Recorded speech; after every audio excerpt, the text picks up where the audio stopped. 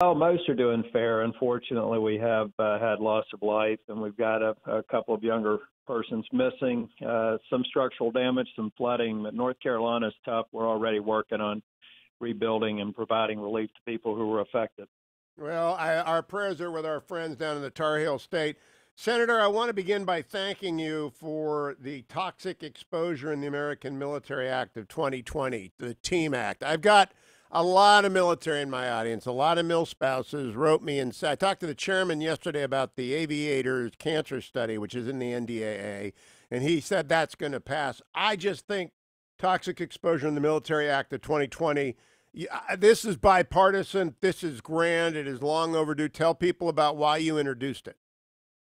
Well, ever since I've been in the Senate for the last 5.5 years, I've tried to work on correcting mistakes that were made, Camp Lejeune, toxic substances, trying to get more coverage for people, and for military members and families who were exposed. And then I worked with Amy Klobuchar on trying to create a center of excellence to try and understand toxic exposures and burn pits. And now we're casting a wider net. We know a lot more now about exposures. It doesn't necessarily have to be in a combat situation. And the last thing after a service member or a family member is exposed that they should have to do is fight for benefits to treat them. And that's what the TEAM Act and the TEAM Coalition, I have to give a lot of veteran service organizations that came together a lot of credit for building that bipartisan consensus. We're looking forward to sending it to the president's desk. Do you think, is it in the NDAA? It's not, and I don't know that it has to be, Hugh. If you do the work, unlike what Schumer's doing right now with the CARES Act, trying to negotiate, if you do the work of bipartisanship, you can get to a point where it may be able to be passed out of the Senate through unanimous consent. That's what I want. I want to send the message to veterans that the Senate is behind them, and we can do that through unanimous consent. We may, if we have to, we'll pursue the NDA or some other vehicle, but I'm guardedly optimistic we'll just get it out through UC. That's the I right think way you to might. do it. I think you might be right. When I talked to the chairman yesterday about the aviator cancer study, he was so enthusiastic, even though it was late arriving. I think that both sides of the aisle are eager to serve the people who serve. Yeah, that's exactly right. And that's why I like the veteran. Yeah, I serve on judiciary. It's not a particularly bipartisan committee, but Veterans Affairs is. It's why it's a battery recharge. We've got a markup today. You go in there, and every once in a while, somebody on the left will throw an elbow. But for the most part, they're there to do the right thing by veterans. Now, let me turn to my Washington Post column because it talks about the agenda of the left. If the Senate is losing, you've got to win in North Carolina. My other guest today, David Perdue, has to win.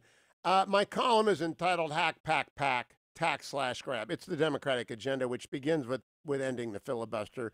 Do you agree the Democrats will end the filibuster, Thom Tillis?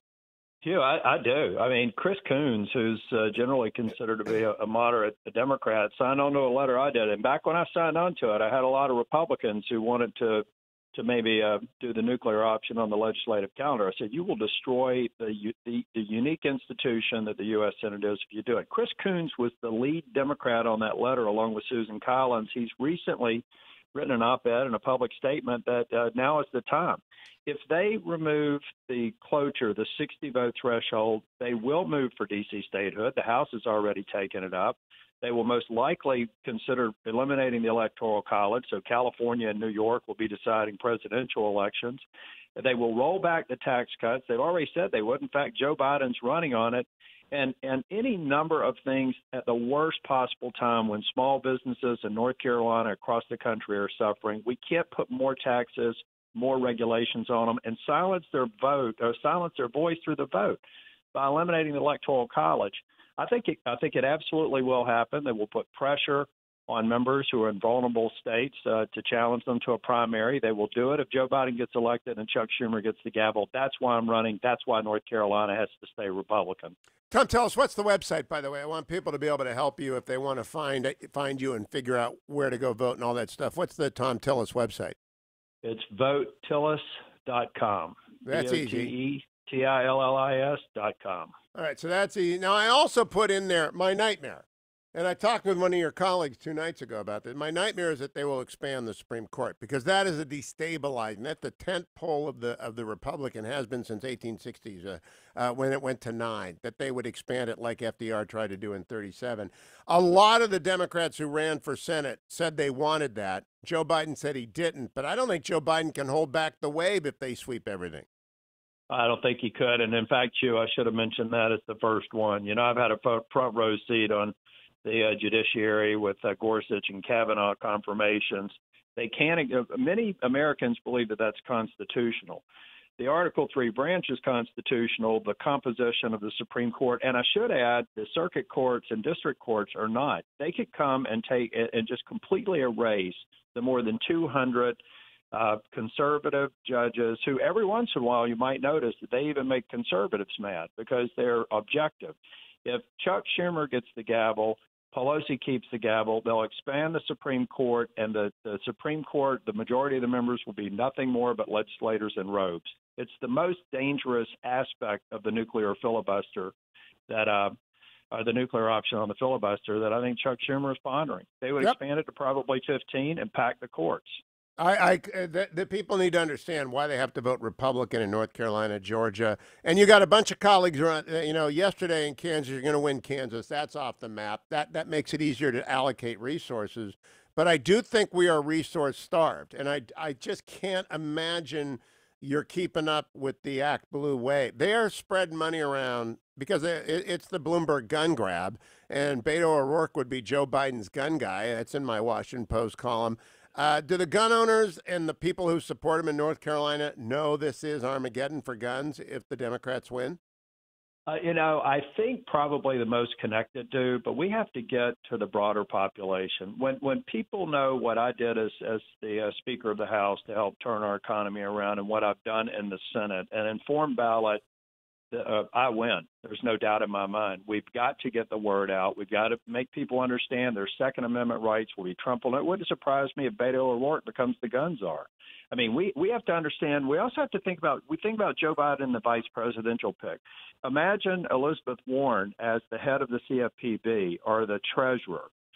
Think about AOC potentially in the EPA role. Think about the damage that administration could do to this country, because while Schumer is passing laws that would destroy job opportunities in small businesses, that cabinet could destroy everybody through regulations on steroids. All of the work we've done to claw back regulations would be erased, I believe, in a matter of a year. Lacey Clay lost yesterday in Missouri. That party's gone so far to the left. Let me close by talking about the Phase 4.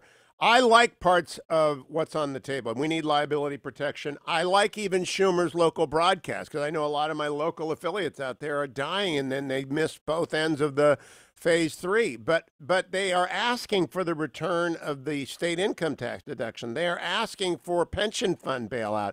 They're asking for the Moon Center. Are we going to get a reasonable deal? Well, I hope so. I think that we have to have liability protections in it. We should come up with a reasonable way to extend unemployment that gets close to what people were making before they were sent away from their jobs. We have to provide more support for small businesses. Back when we passed the CARES Act, we thought this was going to be 3 or 4 months and we'd be on the downslope. Now we know that this is going to be with us for some time. We're going to have therapeutics and vaccines online over the coming months and over the next year. But Chuck Schumer needs to set aside his agenda that has nothing to do with healing this nation and improving public health and get to those core issues that Republicans are united on, and we want a follow-up to the CARES Act. I'm not really sure if Chuck Schumer wants one. I honestly believe that he may think that the pain and suffering he would inflict by doing nothing benefits him in November, and I think in November he's going to be proven wrong. I think he's afraid ultimately of an AOC challenge in the primary in 2 years, and so he's trying to be as hard left as possible. And people don't understand. The whole Democratic Party is afraid of her, and that's because she's got charisma. They did it again in St. Louis last night. They are all afraid of her. Oh, that's exactly right. And I think that's why you've seen some of these primary outcomes even this week. I believe that the American people they don't believe in a far left country with a Senate institution that's no different from the House. If the voter understands what's at stake in this election, then we're going to have a great outcome. President Trump will get reelected. I'll get reelected. We'll keep a majority, and we'll keep healing the nation. Thom Tillis, good luck, and thanks for the team act. Again, I know every person in the military knows about that, and you are to be congratulated for authoring it. I hope it does get unanimous